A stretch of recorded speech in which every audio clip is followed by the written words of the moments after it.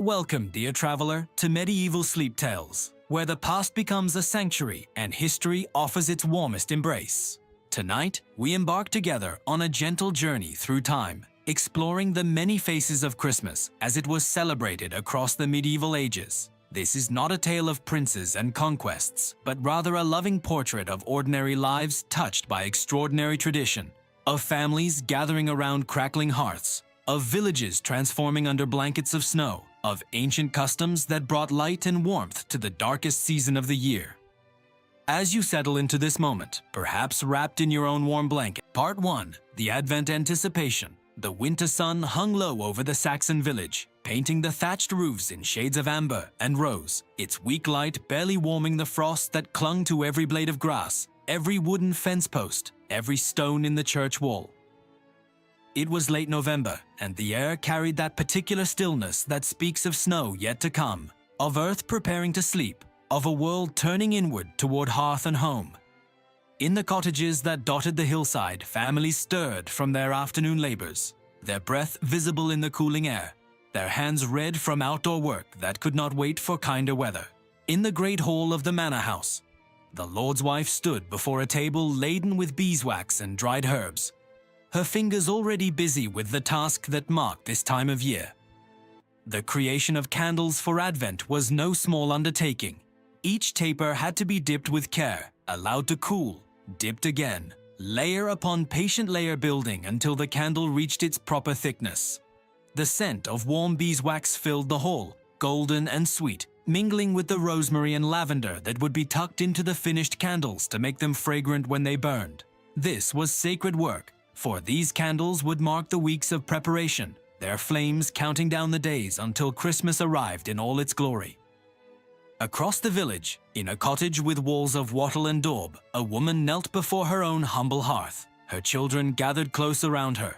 They were making their own Advent wreath, though theirs would be simpler than the elaborate construction taking shape in the manor house. She had gathered evergreen boughs from the forest, pine and fir and holly, their needles still sharp, their scent bringing the woods indoors. Her eldest daughter, a girl of perhaps 10 winters, wove the branches together with practiced fingers, having watched her mother do this every year since memory began. The younger children collected pine cones and red berries, their faces serious with the importance of their task. The father entered, stamping snow from his boots, though barely a dusting had fallen yet. He carried 4 wooden stakes, each carved smooth and straight, each cut to the same height. These would hold the candles. 4 simple tallow tapers, one for each week of waiting. The family had no beeswax to spare. Such luxuries were for the manor house, but tallow candles burned just as bright, and their light would be just as welcome when Sunday darkness fell and they gathered to mark another week past, another week closer to the celebration that made even the poorest cottage feel rich with meaning. In the monastery that stood on the hill above the village, the monks moved through their own preparations with the measured grace of men whose lives followed rhythms older than memory. The abbot walked the cloisters in the weak afternoon light, his robes brushing against stone worn smooth by centuries of such walking. He was inspecting the decorations that would transform their austere chapel into a place of wonder for the Christmas celebrations. Already, pine boughs hung from the walls and the scent of resin filled the cold air. The brothers had been busy gathering greenery from the forest, not just pine and fir, but also holly with its symbolic thorns and berries, ivy that stayed green through winter's worst, and mistletoe cut with reverent care from the ancient oak that grew in the valley. In the scriptorium, Brother Thomas bent over his work, his breath misting in the cold air despite the small brazier that fought vainly against winter's chill. He was illuminating a page for the special Christmas lectionary, his brush moving with infinite patience across the vellum. Gold leaf caught the weak light from the window, seeming to glow with its own inner fire. He was painting the nativity scene, but around the holy figures he added details from the world he knew. The stable looked remarkably like the village barn. The shepherds wore the simple tunics of Saxon farmers, and in the background he painted a landscape of rolling hills dusted with snow, a perfect mirror of the view from the monastery walls. As evening approached, the church bells began their call to vespers, their bronze voices rolling across the valley, reaching every cottage, every field, every heart. This was the sound that structured the day, that marked the hours, that reminded all who heard it that time itself was a gift to be measured and treasured. The villagers set aside their work, the woman with her Advent wreath, the Lord's wife with her candles, the farmer mending his tools by the fire, and made their way through the gathering dusk toward the church. The church itself was already transformed. Candles flickered on every surface, their flames dancing in the drafts that snuck through gaps in the ancient doors. The stone walls, so cold and gray by day, seemed to warm in the candlelight, the shadows softening every corner. The priest stood before the altar, his vestments the deep purple of Advent, and as the congregation gathered, nobles and peasants standing side by side in the house of God, he raised his hands in blessing and began the prayers that would carry them through this season of anticipation. The words rose and fell in Latin, a language most could not understand but all found beautiful. The syllables like music, like water flowing over stones, like the wind through winter trees. Even those who knew no Latin understood the essence. This was a time of waiting, of preparing, of making ready the heart for the coming miracle. The priest spoke of the ancient prophets who foretold the birth, of the darkness that covered the earth before the light arrived, of patience and faith and hope sustained through long nights and longer winters. When the service ended and the people filed out into the now full darkness, they carried with them a sense of having begun something important. The Advent season stretched before them, 4 weeks that would be marked by both restraint and preparation. This was not yet the time for feasting and celebration. That would come. But first, there must be this quiet time of waiting, this season of fasting and prayer and readiness. Back in the cottages, families gathered for their evening meal. Simpler fare than usual, for Advent called for a modest table. Bread and pottage, perhaps some cheese, ale watered more than usual.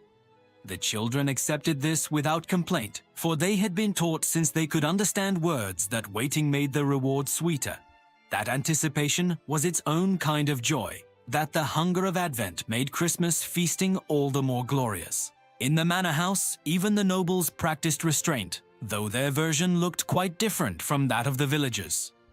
The long table that could groan under the weight of roasted meats and elaborate pies held instead fish and vegetables, dried fruits and nuts. No meat would be served during Advent, no matter how wealthy the household. The Lord's children, accustomed to abundance, learned the same lesson as the cottagers' children, that some things are worth waiting for, that delay can deepen pleasure, that the cycle of fast and feast gave life its rhythm and meaning. As the first week of Advent unfolded, the village settled into its pattern of preparation. Each day brought its tasks, each evening its quiet gathering around the hearth.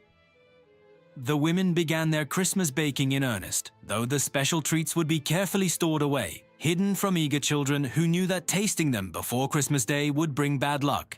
They made fruitcakes heavy with dried plums and apples saved from autumn's harvest, sweetened with precious honey, darkened with ale.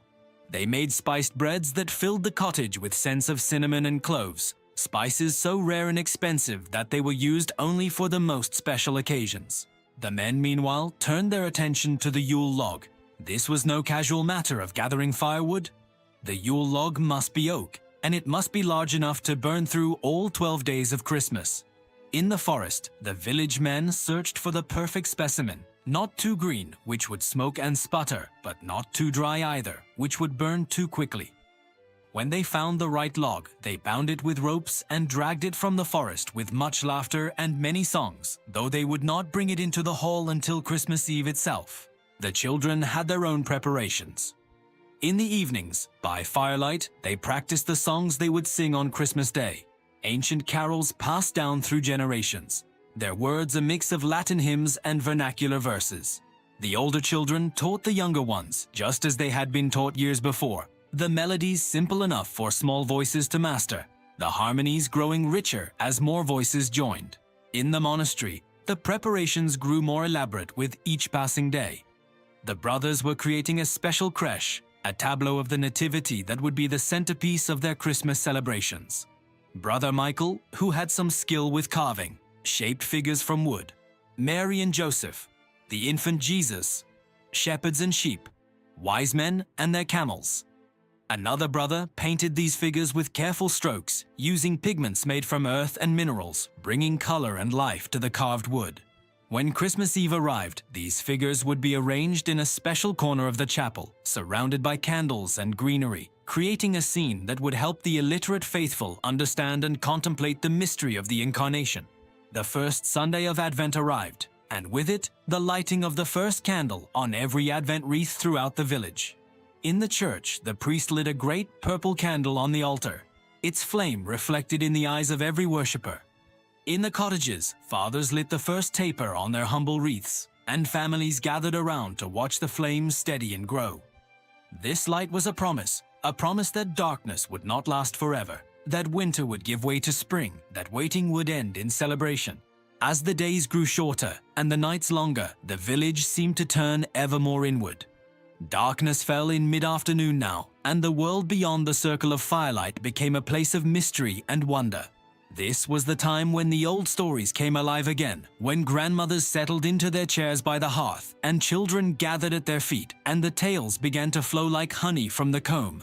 Stories of Christmases past, of miracles and wonders, of saints and angels, of the time when the beasts in the stable spoke at midnight on Christmas Eve, of the moment when bees hummed carols in their hives, of wells that ran with wine instead of water on the holy night.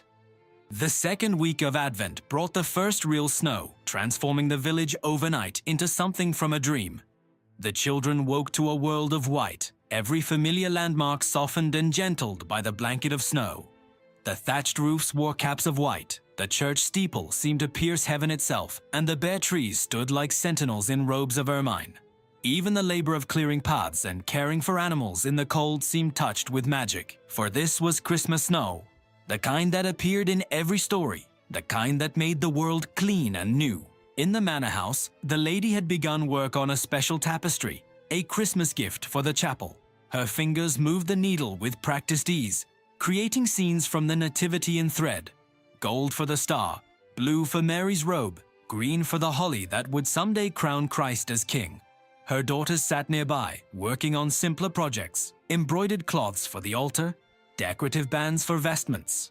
This was women's work, but it was also sacred work, each stitch a prayer, each color chosen with care and intention.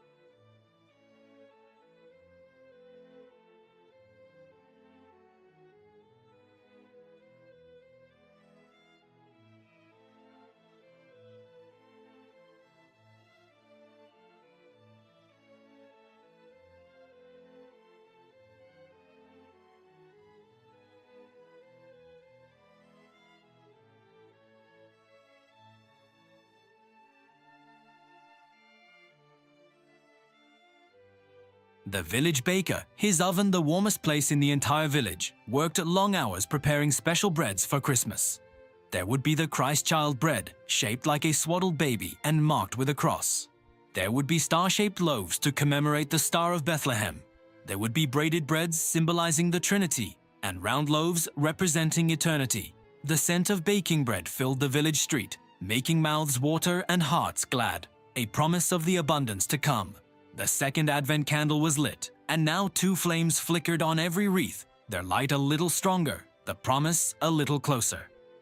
In the church services, the readings turned to John the Baptist, the voice crying in the wilderness, calling the people to prepare the way of the Lord. The priest's sermons spoke of repentance and readiness, of clearing away the debris of the old year to make room for the new, of sweeping clean the chambers of the heart so that Christ might find a dwelling place there. The third week brought preparations in earnest. The manor house began its great cleaning, every corner swept, every surface scrubbed, every tapestry beaten free of dust. Fresh rushes were laid on the floors, scented with dried lavender and rosemary. The great hall was being transformed, ready to receive guests for the Christmas feast.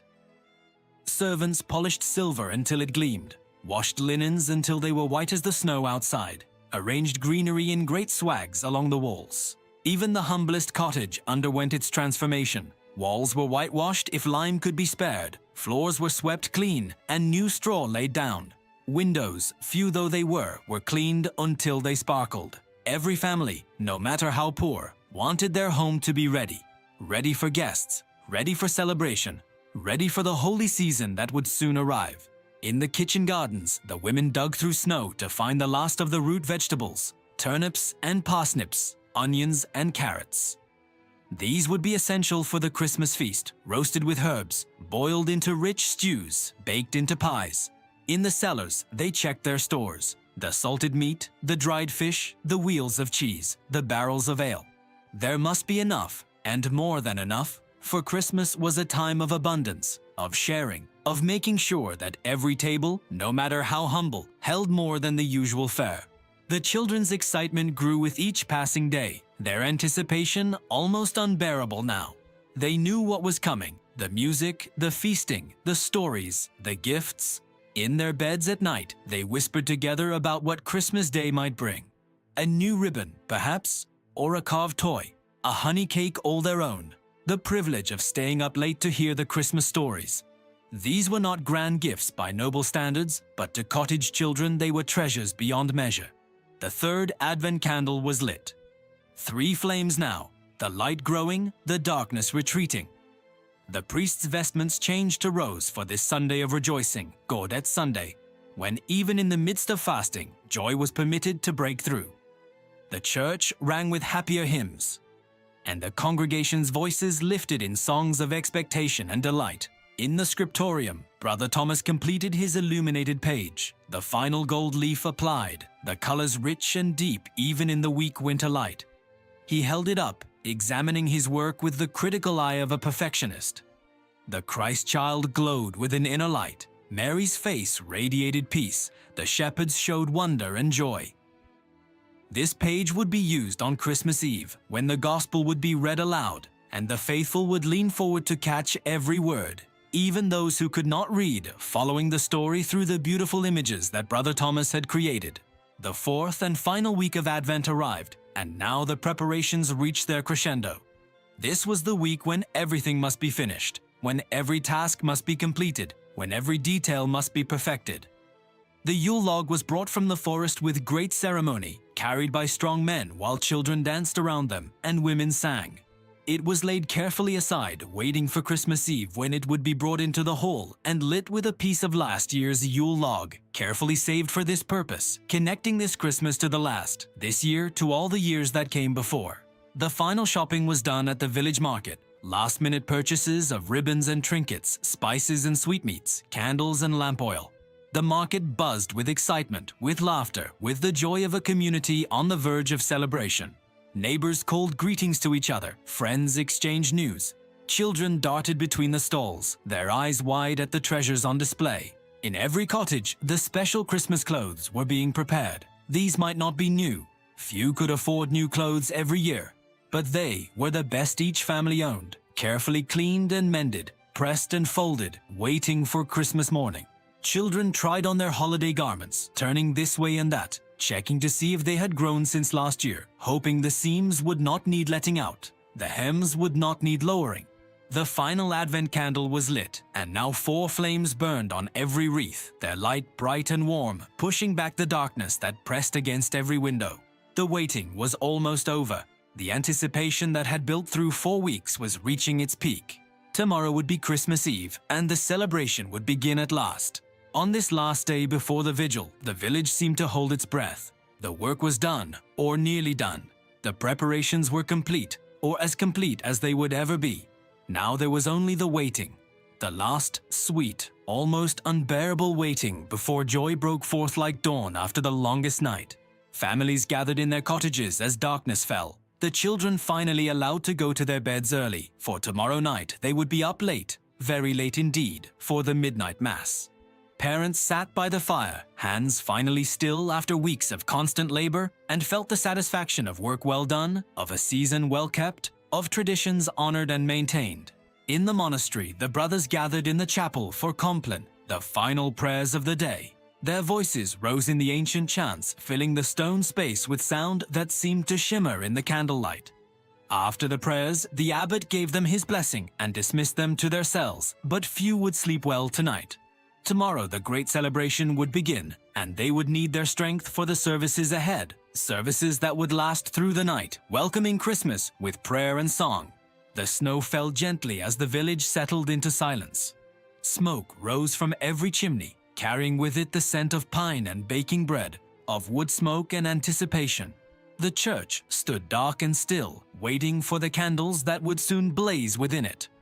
The manor house glowed with the light of 100 candles, the Lord and his family preparing for the guests who would soon arrive. And over it all, the stars shone with a brilliance that seemed almost unnatural, as if heaven itself was leaning closer to earth, as if the veil between the mortal and divine was growing thin, as if something miraculous was about to break through into the ordinary world and transform it into something extraordinary. Christmas was coming, the waiting was almost over, and every heart, from the highest noble to the humblest peasant child, beat with the same expectation, the same hope, the same joy that had echoed through the centuries and would echo through all the Christmases yet to come. Part 2. The Christmas Vigil. Christmas Eve dawned cold and clear, the sky a pale blue that promised more snow before nightfall. The village stirred early, despite the short sleep, for there was still much to be done before the sacred celebration could begin. In every cottage, fires were kindled with special care, for these flames would burn through the night and into Christmas Day, their warmth a symbol of welcome should the Holy Family pass by seeking shelter. The air was alive with activity, yet somehow different from the busyness of ordinary days. There was a reverence to the work now, a sense that every task performed this day was part of something larger, something holy. Women moved through their kitchens with quiet efficiency, checking the dishes they had prepared, adding final touches to the feast that would follow the midnight mass. The special Christmas bread had been baked before dawn, its crust golden and gleaming, marked with crosses and symbols that spoke of faith and tradition. In the manor house, the great hall had been transformed into something magical. Evergreen boughs draped every surface, their scent mixing with the smell of beeswax candles and the smoke from the great hearth. The Yule log, massive and ancient, had been brought in with ceremony at first light, carried by 6 strong men while the entire household watched. It lay now in the fireplace, ready to be lit as darkness fell, ready to burn through all 12 days of Christmas, its flames a bridge between this year and the next. The Lord's children ran through the hall in their finest clothes, their excitement barely contained. They had been dressed since early morning in velvets and silks, their hair combed and braided, their faces scrubbed clean. The youngest, a girl of perhaps 5 winters, wore a gown of deep blue that made her look like a little Madonna, her blonde hair crowned with a circlet of ivy. Her brother, 2 years older, was dressed in dark green trimmed with fur, looking every inch the young nobleman he would one day become. Their mother watched them with indulgent eyes, remembering her own childhood Christmas Eves, the same barely contained excitement, the same sense that the world was about to break open and reveal wonders. She herself wore her finest gown, deep crimson wool lined with soft fur, embroidered at the neck and sleeves with golden thread that caught the firelight. Her hair was covered with a veil of the finest linen, held in place with a circlet of hammered silver. She was beautiful in the way of medieval noblewomen, not with the dramatic beauty of youth, but with the settled grace of a woman who knew her place and her worth. Across the village, in the humbler cottages, families were also donning their finest. The clothes were simpler here, undyed wool and homespun linen, but they had been cleaned and mended with care, and they were worn with pride. A farmer's wife smoothed her only good dress over her hips, pleased that it still fit well despite another year of childbearing and hard work.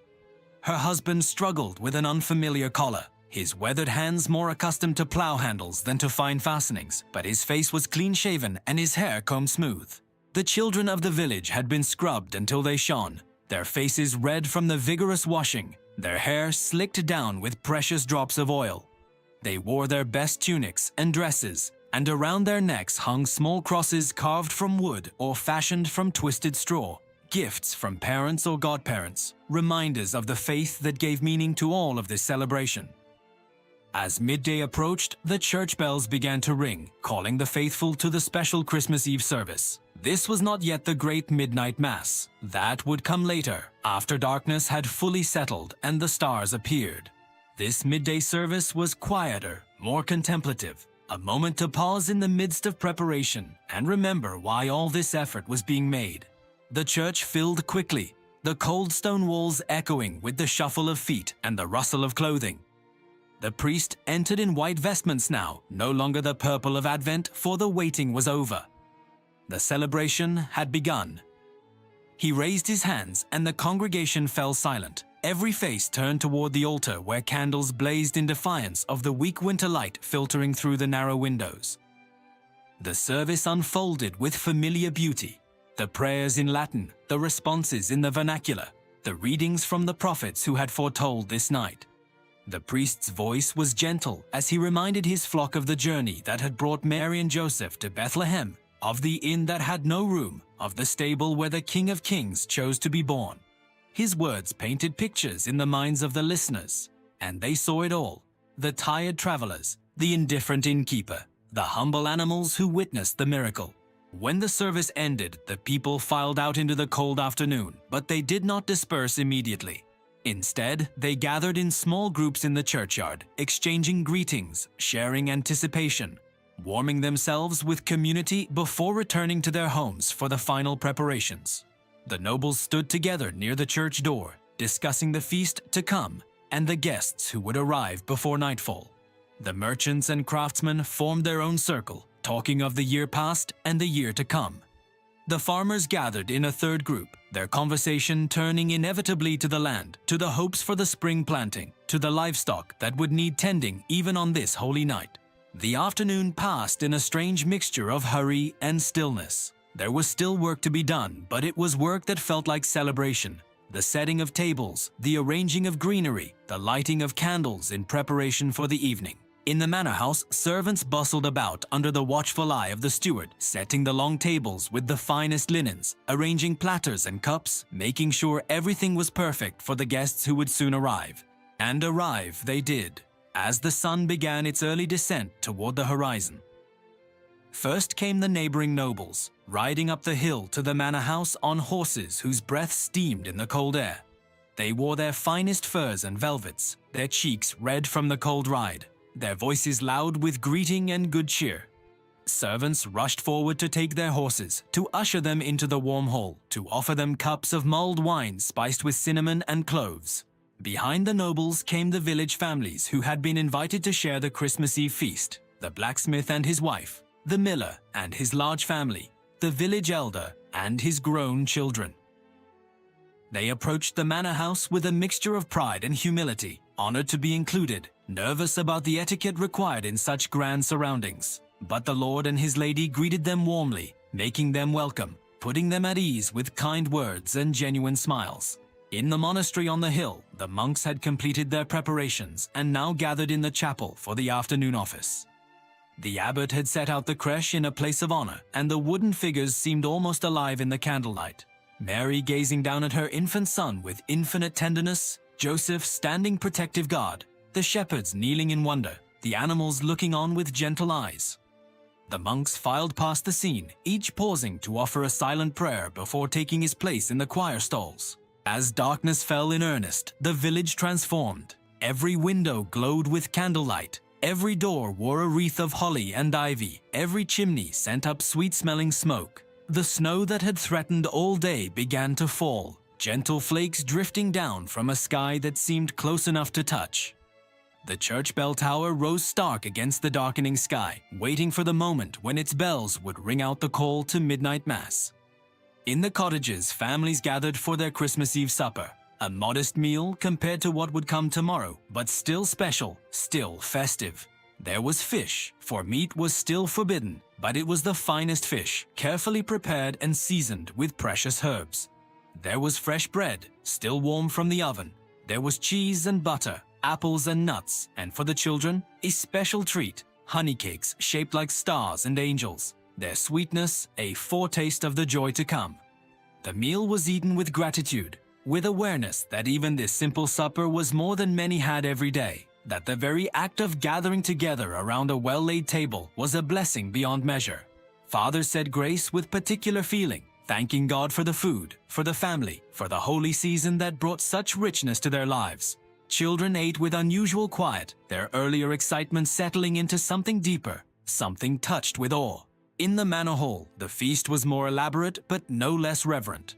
The long tables groaned under the weight of dishes, great platters of roasted fish, pies filled with vegetables and spices, tarts made with dried fruits and nuts, all arranged with artistry and care.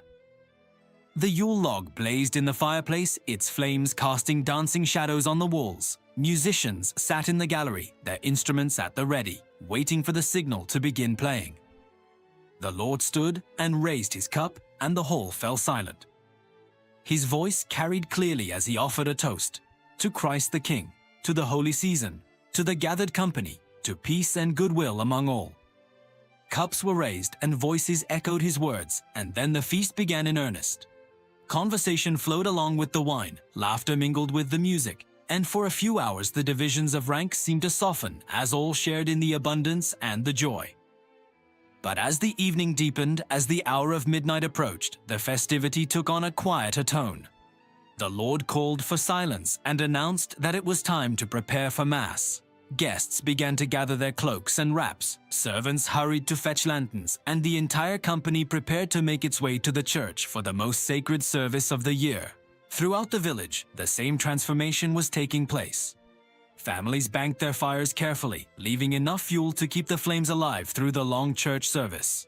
They bundled into their warmest clothing, the cloaks and shawls and mittens that had been saved for this night. Children were wrapped in blankets and hoisted onto fathers' shoulders. Grandmothers who rarely left their firesides were helped into their warmest shawls and assisted out into the snowy night. The church bells began to ring, their bronze voices rolling across the valley, calling the faithful to witness the birth of Christ. From every cottage, from the manor house, from the monastery on the hill, people began to move through the snow-covered streets toward the church. They carried lanterns and torches, their flames bobbing and weaving through the darkness like earthbound stars. As the streams of light converged on the church, it looked as though the entire village was made of fire, as though heaven itself was descending to earth. The church doors stood open, revealing an interior transformed into a vision of paradise. Candles blazed on every surface, dozens, hundreds of them. Their flames reflected in the brass and silver of the altar vessels, in the eyes of the faithful who pressed inside, in the snow that dusted cloaks and hair. The evergreen boughs that decorated the walls seemed to glow in the candlelight, their scent mixing with the incense that rose in fragrant clouds from the thurible.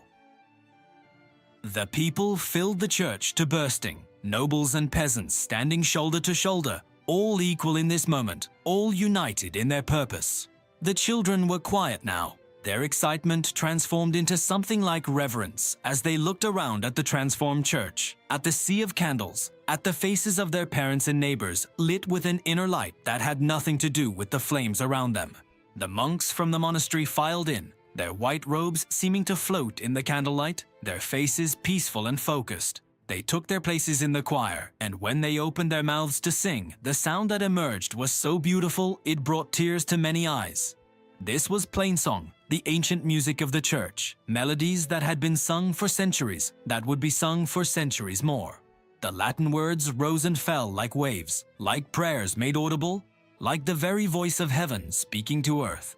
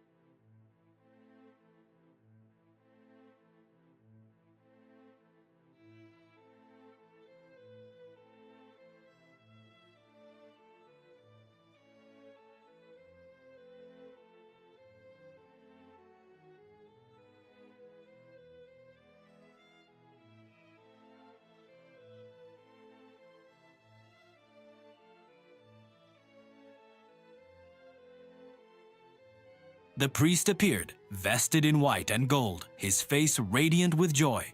He carried the gospel book high above his head, and the people bowed as he passed, honoring not the man, but the word he carried.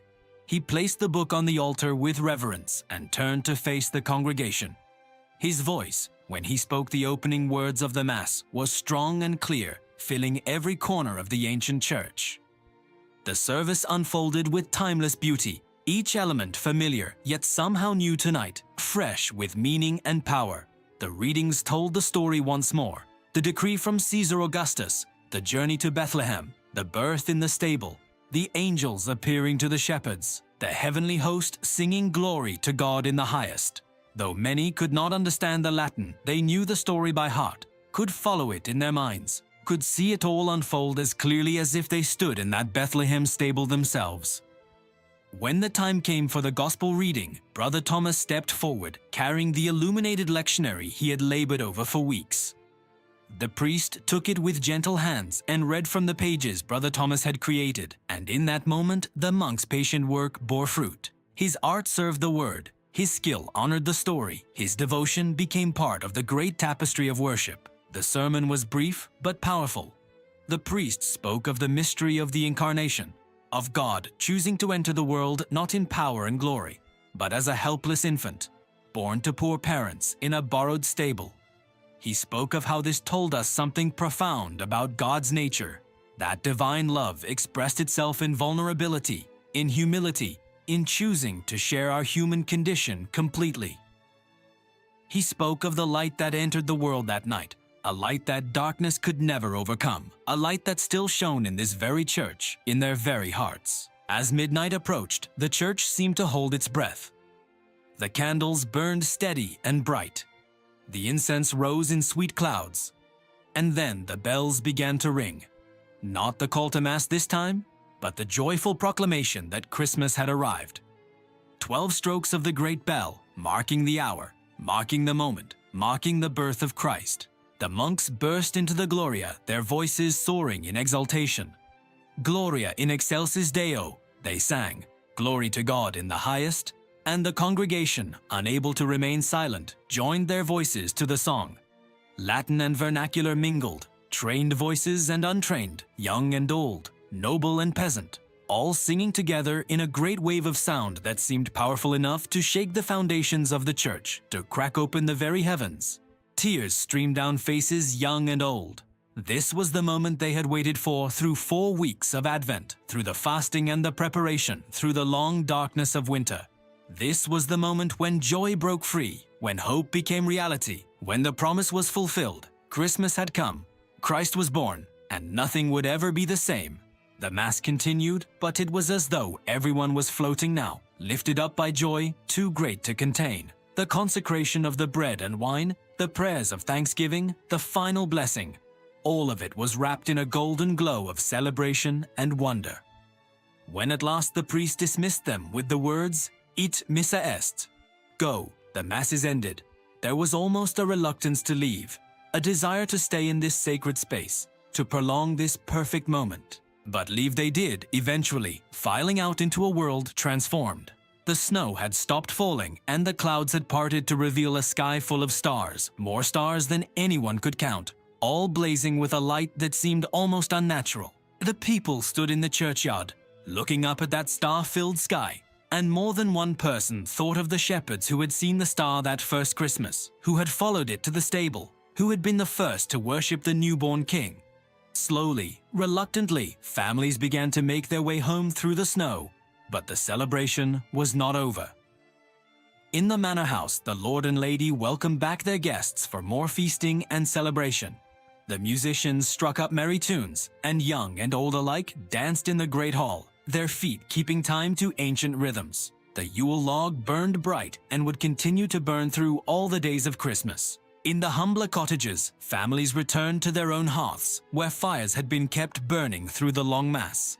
They sat together in the warm glow, parents and children and grandparents, and shared the special treats that had been saved for this moment. The honey cakes and candied fruits, the spiced wine for the adults, and warm milk sweetened with honey for the children.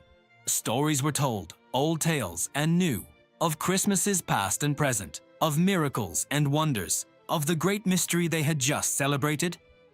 The children fought sleep, wanting to savor every moment of this magical night, but one by one they succumbed, curling up by the fire or being carried to their beds, their heads full of starlight and angels, of music and mystery.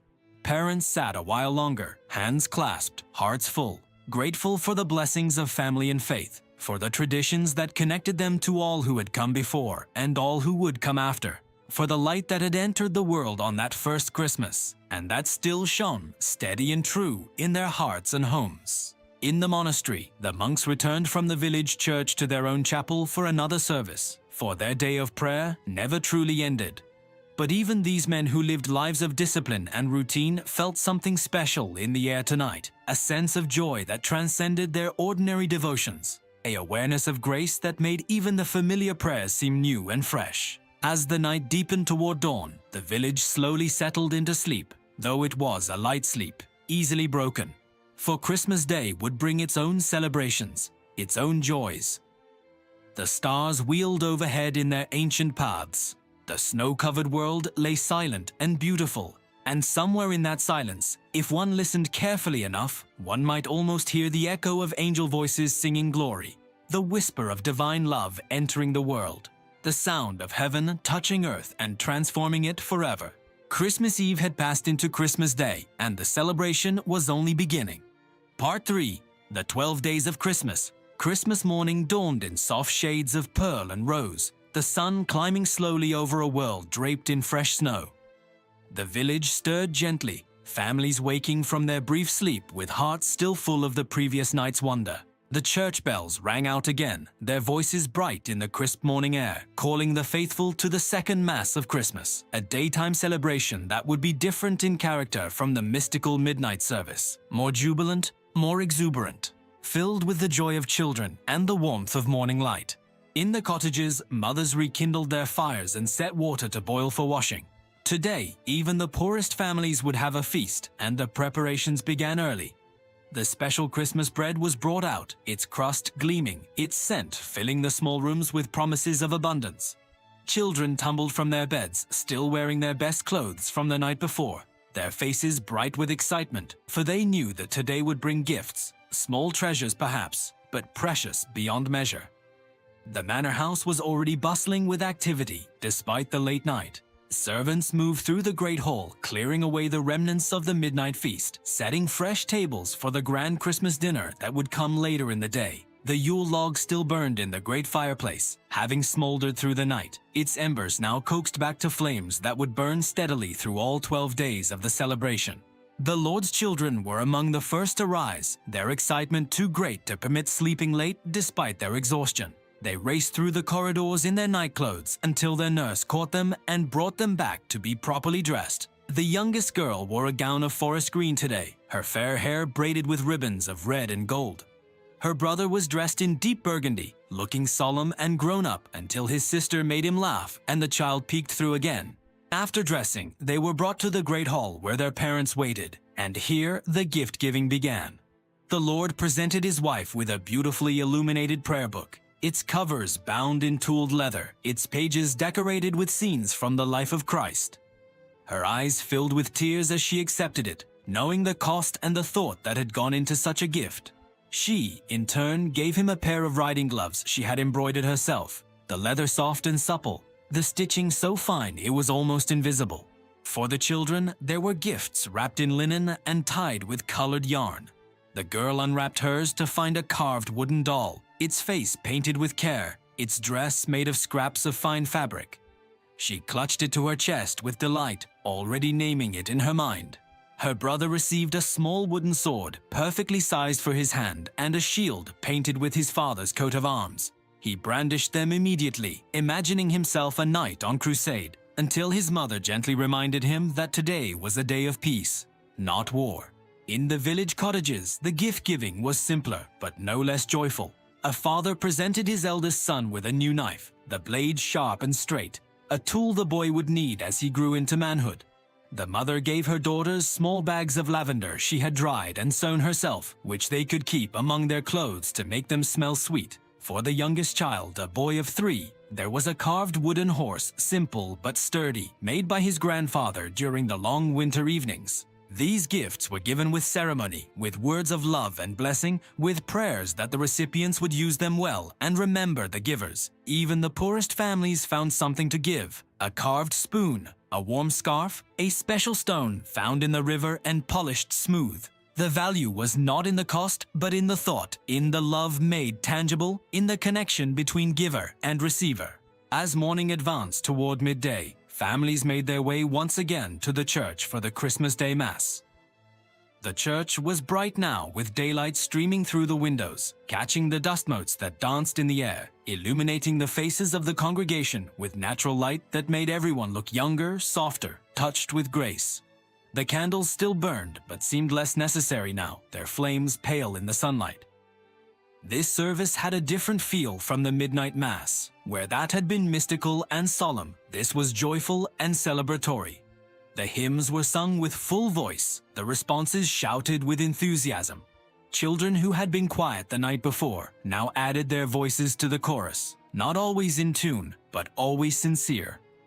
The priest's vestments seemed to glow in the morning light, and his face was radiant with happiness. The sermon on Christmas morning spoke not of mystery and miracle, but of joy and love, of how the gift of Christ was a gift for all people, of how the message of Christmas was peace on earth and goodwill toward all. The priest reminded his flock that this was just the first day of Christmas, that the celebration would continue through 12 days, each bringing its own blessings, its own opportunities for rejoicing and sharing. When the Mass ended and the people emerged into the bright day, the churchyard became a place of gathering and fellowship. Neighbors greeted each other with embraces and wishes for a blessed Christmas. Children ran between the adults, their laughter ringing out like bells. Someone started singing a carol, and others joined in, their voices rising in harmony, spontaneous and unrehearsed, but beautiful in its authenticity. Back in the manor house, the great Christmas feast was being prepared. In the kitchens, servants worked under the watchful eye of the cook, a woman of formidable skill and even more formidable temper, who would tolerate nothing less than perfection on this day. The meat had been roasting since dawn, a whole boar turning on a spit, geese and ducks and chickens arranged in pans, joints of beef and venison seasoned with precious spices. The scent that filled the kitchen was rich and complex, making mouths water and stomachs growl in anticipation. There were pies and tarts of every description, meat pies with thick crusts, fruit tarts glistening with honey, custard tarts sprinkled with cinnamon. There were dishes of vegetables roasted with herbs, bowls of nuts and dried fruits, platters of cheese and fresh bread, and crowning it all was the boar's head, presented on a great platter and decorated with sprigs of rosemary and bay, an apple in its mouth, a symbol of the feast's abundance. In the great hall, the tables were laid with the finest linens, and each place was set with a pewter plate and cup. Greenery decorated every surface, and the Yule log blazed with a heat that made the hall almost too warm, though no one complained. The musicians took their places in the gallery, tuning their instruments and preparing to provide entertainment throughout the long feast. The guests began to arrive in the early afternoon, the same nobles and village families who had shared the Christmas Eve feast, plus others who had been invited to join the Christmas Day celebration. They came bearing their own small gifts for the host and hostess, tokens of respect and friendship. The lady of the manor received them graciously, ensuring that everyone felt welcome, that the divisions of rank were softened by the spirit of the season. When all were assembled, the Lord stood and gave thanks. Thanks to God for the holy season, thanks to his guests for their presence, thanks to his servants for their labor.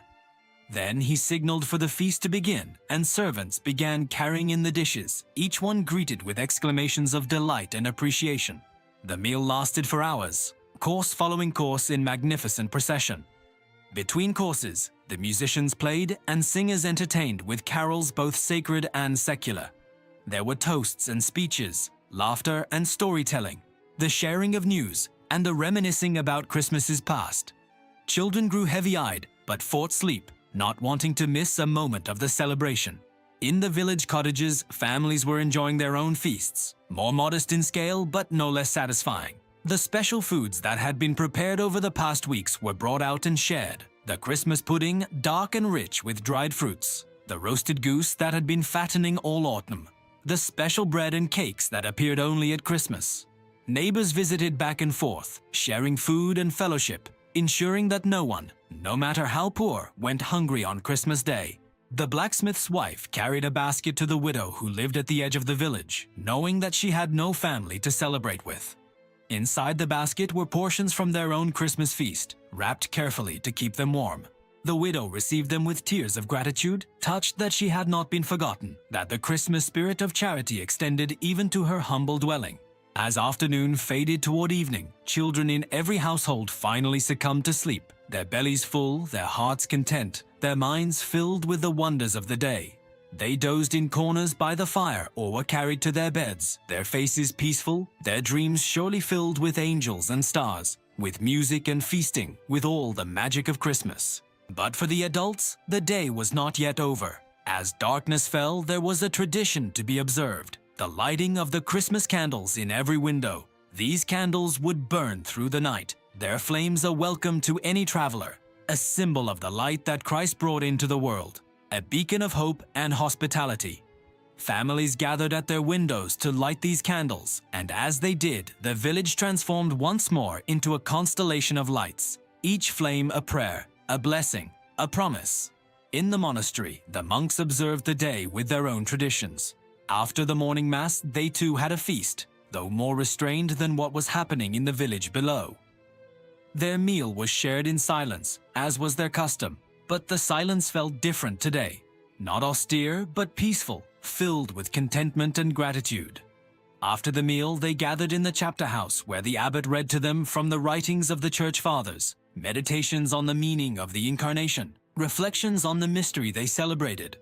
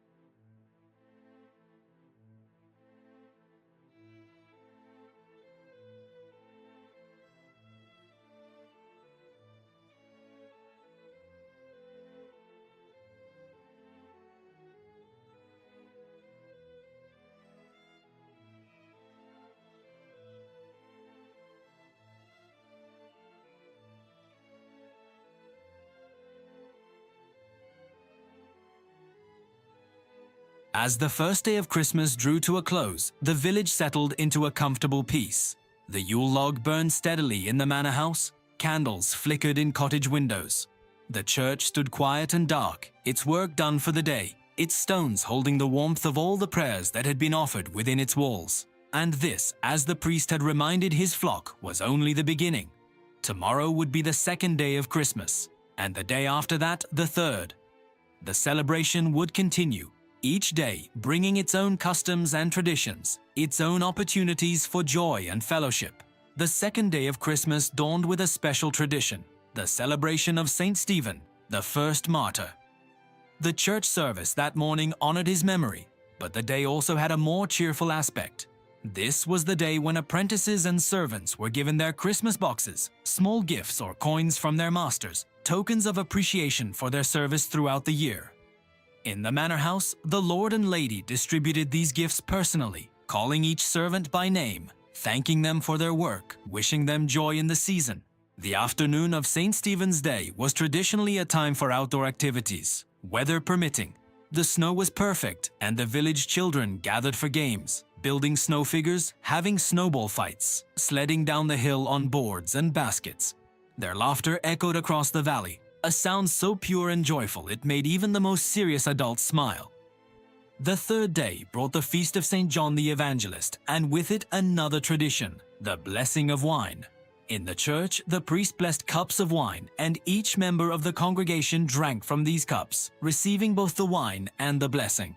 This wine was believed to have special properties, to protect against poison and illness, and many saved a portion to take home and keep through the year. The fourth day was the Feast of the Holy Innocents, a sobering reminder in the midst of celebration of the children killed by Herod. The church service this day had a more somber tone, and parents held their children a little closer, grateful for the blessing of their presence. Yet even this solemn feast day was followed by celebration, for the Christmas season would not be denied its joy. And so the days continued, each with its own character, each adding another layer to the rich tapestry of Christmas celebration. On some days there were special services in the church, on others there were traditional games and entertainments. The manor house kept open doors, welcoming guests each day for smaller feasts and gatherings. The village remained in a state of holiday, with work reduced to only what was absolutely necessary: the feeding of animals, the maintaining of fires, the preparation of food. The sixth day of Christmas brought Epiphany, also called Twelfth Night, the celebration of the visit of the Magi to the Christ child. This was perhaps the most magical night of all the Christmas season, for on this night, the gap between earth and heaven was believed to be thinnest, and wonders might be witnessed by those with eyes to see. In the church, the creche was completed on this day with the addition of the three wise men, their carved figures finally making their journey to the stable to offer their gifts of gold, frankincense, and myrrh. The priest spoke of these mysterious travelers from the east, of how they followed the star, of how they recognized the king in the infant.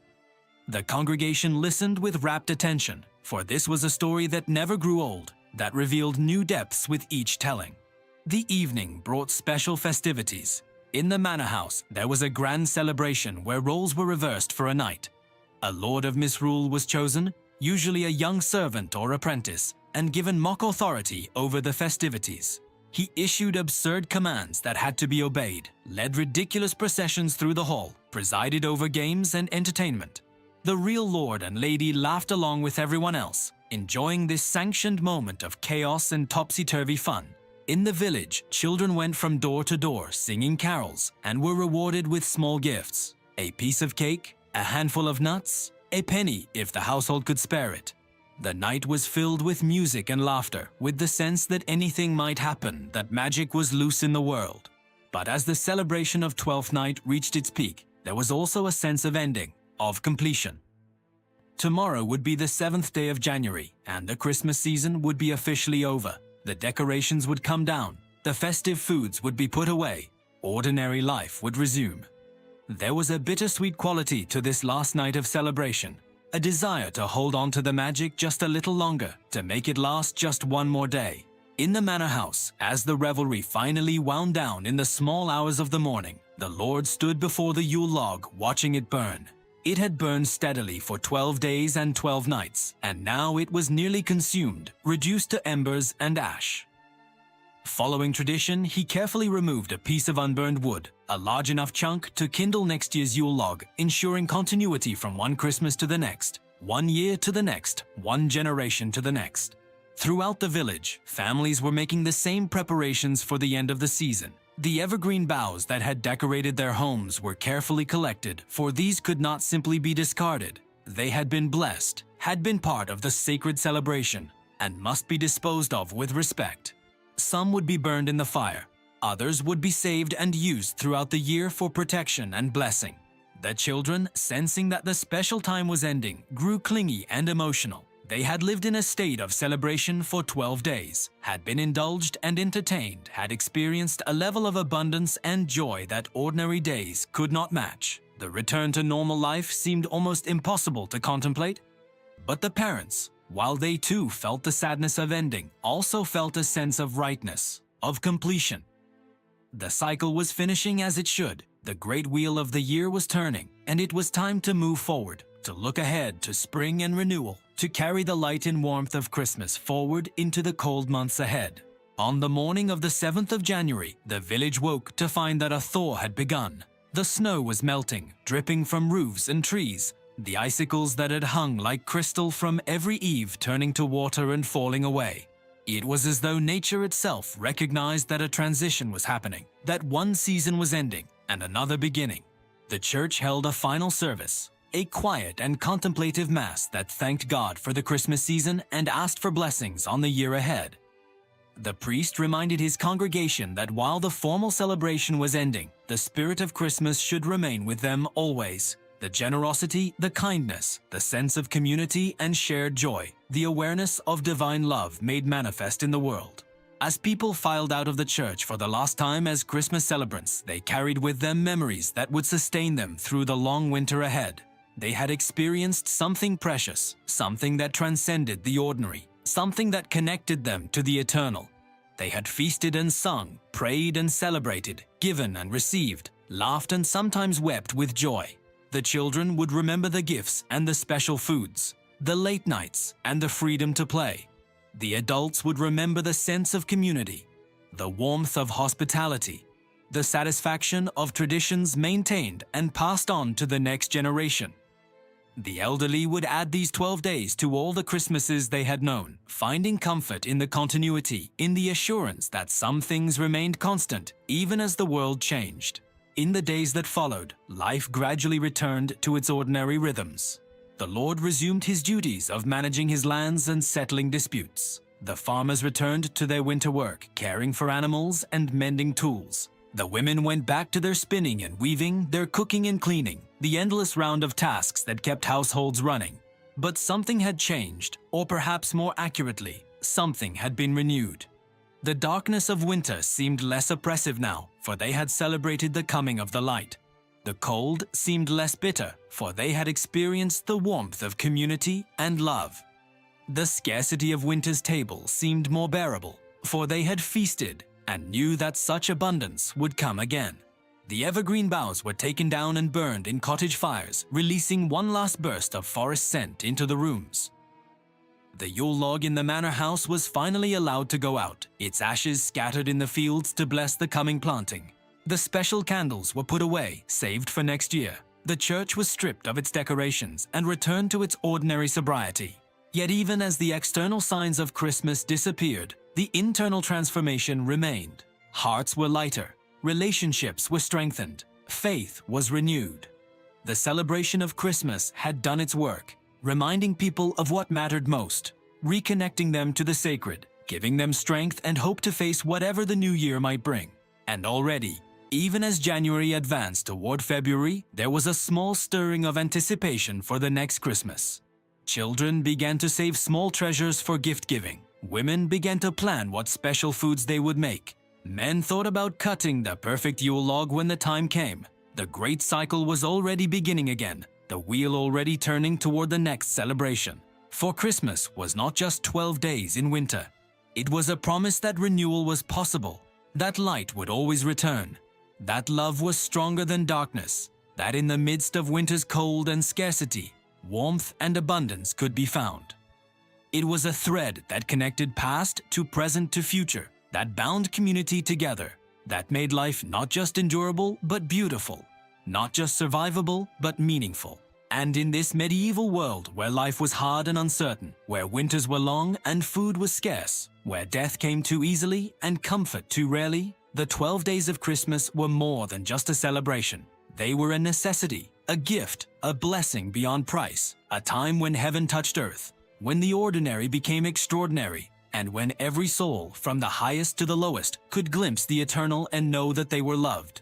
And so, dear traveler, our journey through the medieval Christmas draws to a gentle close. We have walked together through the quiet anticipation of Advent, stood in candlelit churches on Christmas Eve, feasted and celebrated through 12 magical days of joy and fellowship.